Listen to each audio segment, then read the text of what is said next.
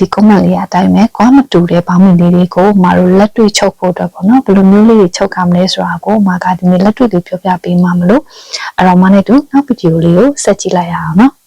အခုမကဒီမှာကွာမတူတဲ့ဘောင်းမီလေးပြပေးမယ်ပေါ့နော်အဲ့တော့မတို့ရှိမှာတော့အမြဲတမ်းကွာမတူတာလေးအမှသုံးဖြစ်တယ်ကွာတူတာလေးကကြတော့မတို့ပတ်တန်နဲ့အစင်မပြေသလိုဝတ်တဲ့သူအတွက်လည်းမတို့တတောင်းတသားမဖြစ်စေတဲ့အတွက်မကကွာမတူတာအသုံးဖြစ်တယ်ကွာမတို့နောက်ချမ်းကွာကဒီမှာပို့ပြီးတော့ကြီးနေတာကိုဒီမှာမြင်ရလိမ့်မယ်ရှေ့ချမ်းကွာကတော့မတို့ဒီမှာအတူလေးဖြစ်နေတာကိုမြင်ရလိမ့်မယ်ဘာလို့နောက်ချမ်းကွာကမတို့ပို့ကြီးလဲဆိုတော့နောက်မှာကြတော့မတို့တင်ရှိတဲ့အတွက်မတို့ကကွာလေးကိုရှေ့ထားမှတာလေသူ့ရဲ့ structure တိုင်းဝင်ပြီးတော့မတို့ကကွာလေးတွေလာပြီးဝတ်တဲ့သူလည်းမတို့အဆင်ပြေမှာဖြစ်တယ်ချုပ်နေကြသူမဟုတ်တဲ့သူဆိုရင်တော့မတို့နောက်ကွာကရှေ့ပြီးရှေ့ကွာကဘယ်လိုတွဲရမလဲဆိုတော့မတို့မြင်မှာမဟုတ်ဘူးတကယ်တော့မတို့ဒီမှာဆိုရင်ဘောင်းမီတွဲတဲ့ချိန်ညာရင်ဒါဒီနောက်ချမ်းဒီမတို့ဒီမှာကြည့်ကွာလေးပို့ရှေ့အောင်မြင်မယ်လို့ထင်တယ်နော်အဲ့တော့ဒီကွာနှစ်ခုကိုမတို့ကဘာလို့ကောင်းလဲဆိုတော့ဒါဒီမလှပေါ့နော်အဲ့တော့ဒီအလှနှစ်ခုကိုမတို့ကဒီနောက်ချမ်းကိုမတို့ကလာပြီးတော့ပို့ပါမှာအဲ့တော့နောက်ချမ်းဒီထိတ်ကနေပြီးတော့မတို့ဒါလေးက site အသေးလေးဆိုတော့မပြပေးမယ်ဒါလေးကိုမတို့ကဒီအတိုင်းလေးပဲဒီမှာမတို့က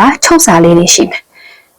အဲ့တော့မတို့ဒီမှာထုတ်စာလေးတွေရှိမယ်ဒီတိုင်းလေးမတို့ကနောက်ကွာဆိုရင်မတို့ကနောက်ကွာလေးကိုမတို့ဒီထိတ်ထိမတို့လာပို့မယ်အခုမှဒါလေးကိုချုပ်ပြပေးမယ်ဒီမှာမကတော့အချီအယောင်ကွဲလေးကိုတုံးပေးထားတယ်ပုံမြင်အောင်လို့ဒီပုံမှန်ဆိုတော့မတို့အချီအယောင်တူလေးတုံးပါနော်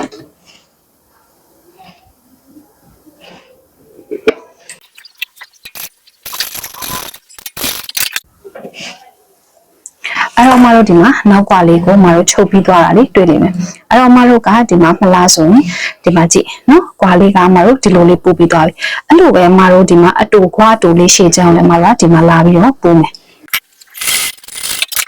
Okay မလားရှေ့ဆိုရှေ့နောက်ဆိုနောက်ကွာပို့မှာရှေ့နဲ့နောက်နဲ့မတို့ကွာပို့မှာမဟုတ်ဘူးเนาะအဲ့တော့မတို့ကဒီလိုလေးရသွားမယ်ဒီမှာရှေ့နဲ့နောက်နဲ့ဒီမှာကွာလေးရသွားမယ်ဟုတ်ပြီနော်ကိုမတို့ဒီမှာရှေ့ချမ်းနဲ့နောက်ချမ်းကွာလေးပို့ပြီးသွားပြီအဲ့တော့ပို့ပြီးသွားပြီဆိုရင်အမတို့ကဒီမှာဒါဒီနောက်ချမ်းဒါဒီရှေ့ချမ်းအဲ့တော့မတို့ကဘေးမခွဲဘဲနဲ့ဘယ်လိုပူးလဲဆိုတော့မတို့ဒီလိုပူးပါတယ်မတို့သုံးစရာမလိုပါဘူးအခုမတို့ကကွာနှစ်ခုရဲ့ဒီတညီလေးပေါ့နော်ဒီနေရာမှာမတို့ကွာလေးကိုတည်တည်ချလေးမတို့လာထပ်မယ်ထပ်ပြီးတော့မတို့ကတစ်ဖက်တစ်ချက်စီနော်ခြုံရိုးလေးကိုပို့ပြီးတော့မတို့ကဒါလေးကိုဇက်တိုက်လေးချုပ်လိုက်ရုံပဲဘာမှမခတ်ဘူးနော်ဒီမှာကြည့်အဲ့တော့ဒီကွာနေရာရောက်ရင်မတို့ကဒီတိုင်းလေးချုပ်လိုက်ရုံပဲ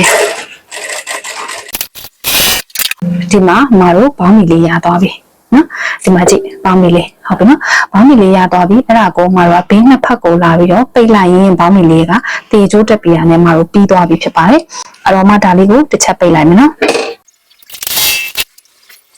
ပြီးတော့ဒီနေရာမှာတခုပြောပြခြင်းလေးအမတို့နောက်ကတင်နဲ့ရှေ့ကတင်ပေါ့နော်ရှေ့ကတင်ကမတို့သေးနေလိမ့်မယ်ဒါလေးကိုမတို့ကတညီသေးပဲမတို့ကပြန်ညှိပြီးတော့မတို့ချုပ်လိုက်ရုံပဲအဓိကကမတို့စိုက်စင်းလမ်းကြောင်းညီနေဖို့တော့ကိုကပတ်တန်ဆွဲတဲ့ချိန်ညာညီနေဖို့လိုတယ်အဲ့တော့နောက်ကတင်ကတော့မတို့ပို့ကြည့်လိမ့်မယ်ဒါမှဒါပတ်တန်လေးမှန်တာပေါ့နော်အဲ့တော့မာကဒါလေးကိုဆက်ပြီးတော့ပို့လိုက်မယ်โอเคဒါဆိုရင်မတို့ကဘောင်းမီလေးတစ်ထည့်ပြီးသွားပြီပေါ့နော်